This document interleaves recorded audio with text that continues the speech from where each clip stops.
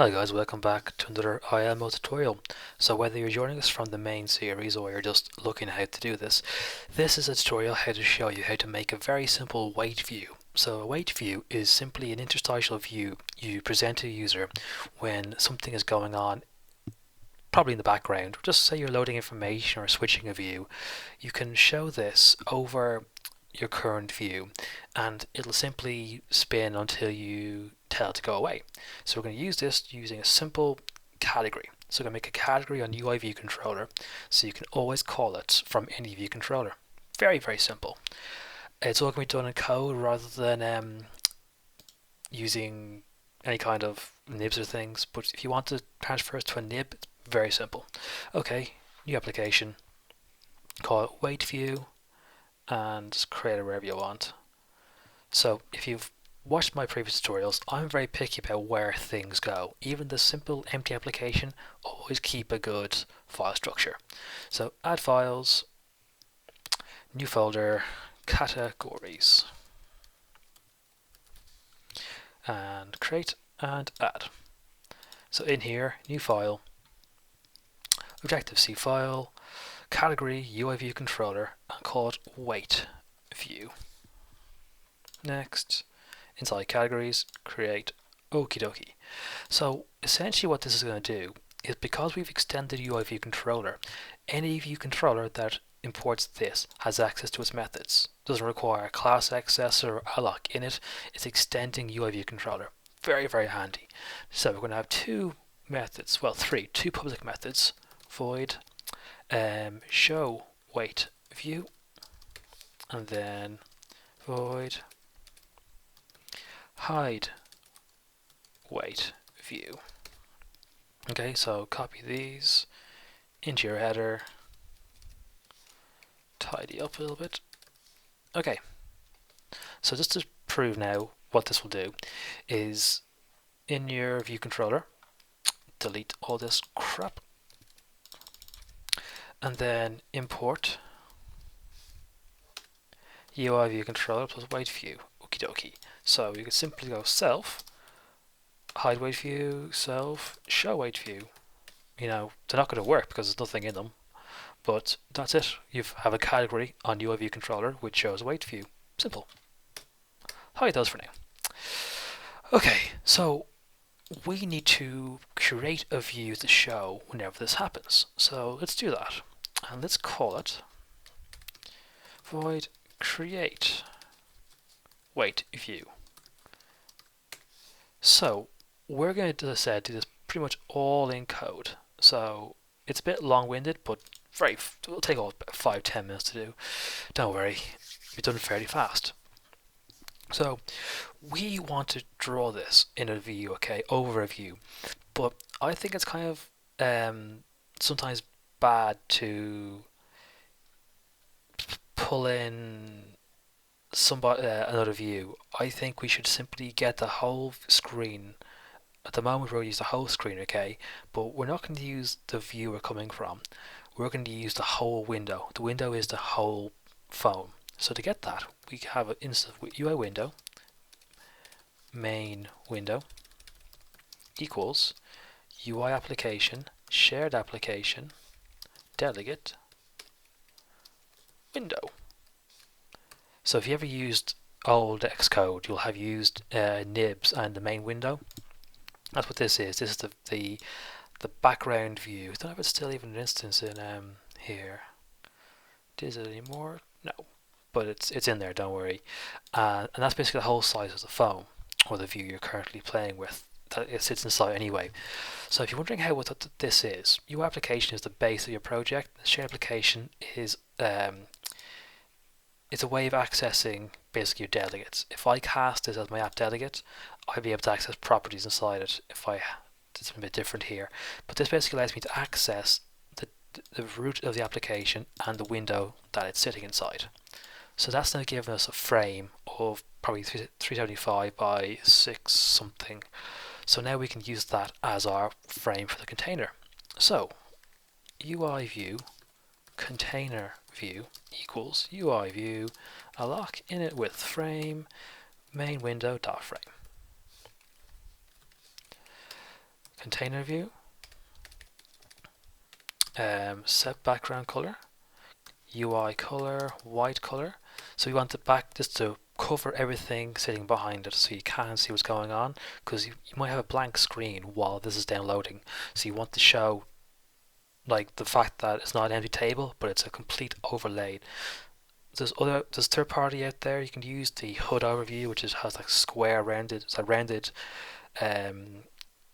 corner square box with the loading indicator in the middle. But sometimes I like to obscure the whole view so you can't see what's going on. Now, unlike normal classes, if we want to make properties inside a category, it's very awkward to do.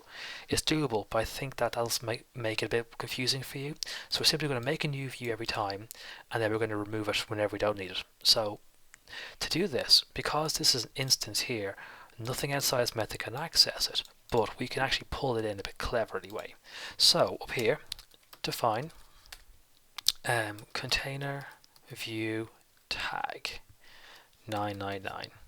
Okay, and then here container view dot tag equals container view tag. Okay, so now we need to make a few little things here. So first thing we're going to do is make a label. UI label loading label equals UI label a lock init with frame cg rect make 00 and say 80 by 40. So it's going to have our loading text. So loading label.text equals loading, and we're going to change the font as well. Dot font equals UI font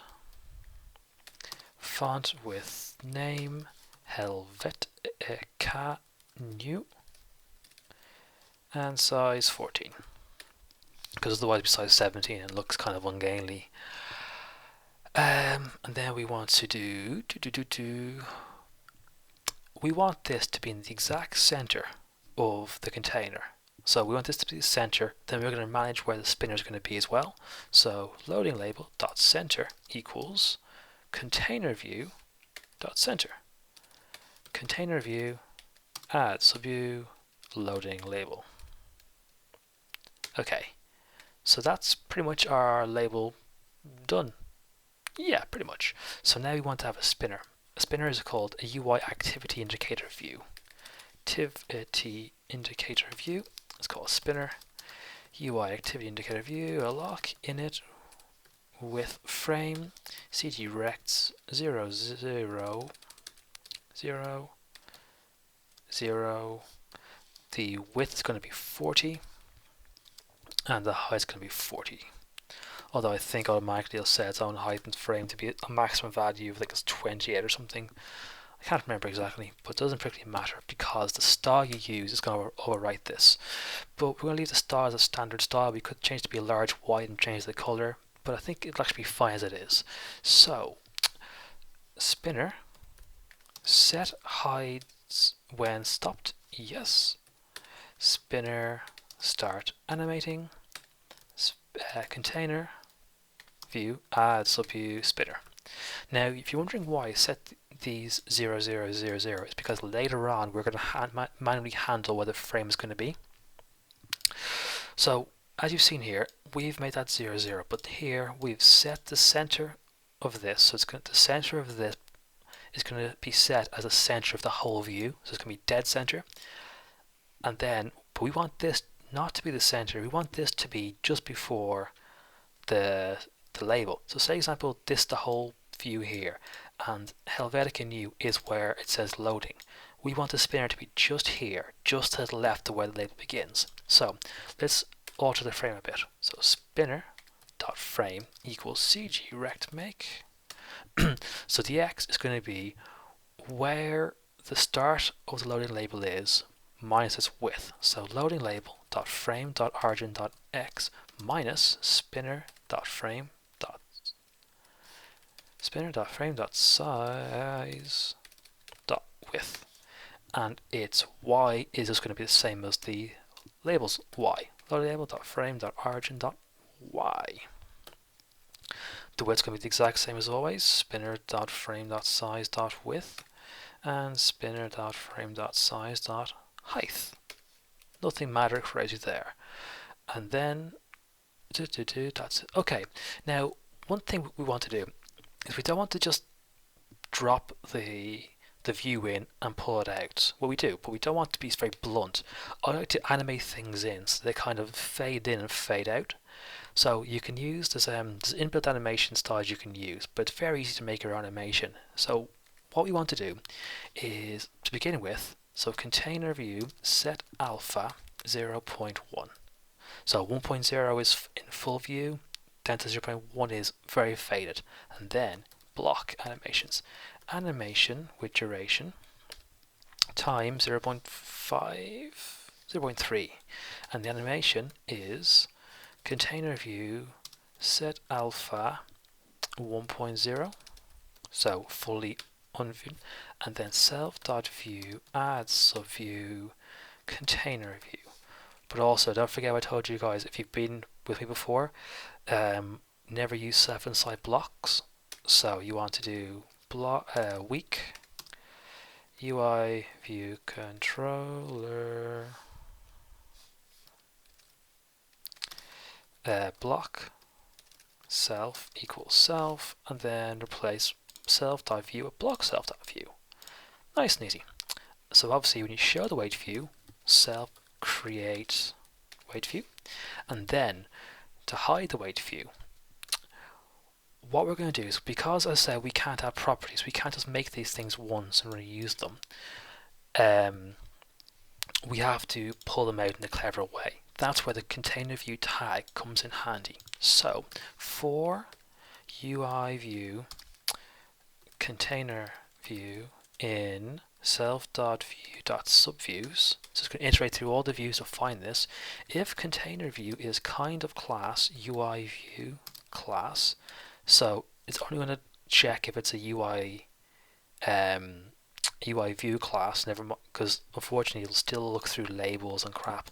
So this will stop it from doing that at some stage. If is this, and if container view.tag is equals to the container view tag, then we want to do something else. We want to do another animation because we want to fade out. UI view animation with duration, but this time we want to use a completion block. The interval 0.3.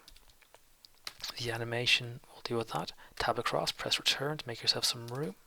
So the very first animation is we want to do container view set alpha 0.1, so we're going to fade from 1 to 0, and then once that's completed, container view remove from super view.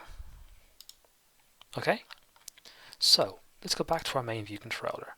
So when we start up, we have to simulate this action. Self show WaitView. Now we also want to mimic hiding the WaitView, otherwise it's never going to go away. So we're going to override temporarily the hide WaitView. Super hide WaitView. Now we can do this. Self perform selector. The selector is at selector hide WaitView. Object is nil. After delay 4 seconds. Okay, we build and run. Spin. Did I forget to add the spinner? Entirely possible. I did. High when stop. Start animating. For our frame is loading labeled origin.x. It's been added. How embarrassing.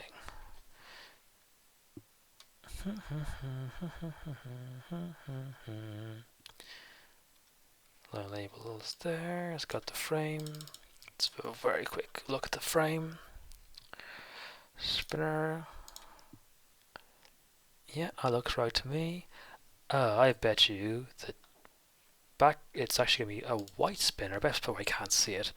Spinner dot activity indicator style equals UI activity indicator style gray. Let's see if that's any better. Hooray! There we go. I've just been silly. So you can see that it is fading in. Do you want to make it more apparent? You can set the animation time to say 0.9. There you go. Watch, watch, watch. And it fades back out again. So if we put something on the main view, so you can see that there's actually something there that's just kind of obscuring. UIView. Let's put a nice big red background here.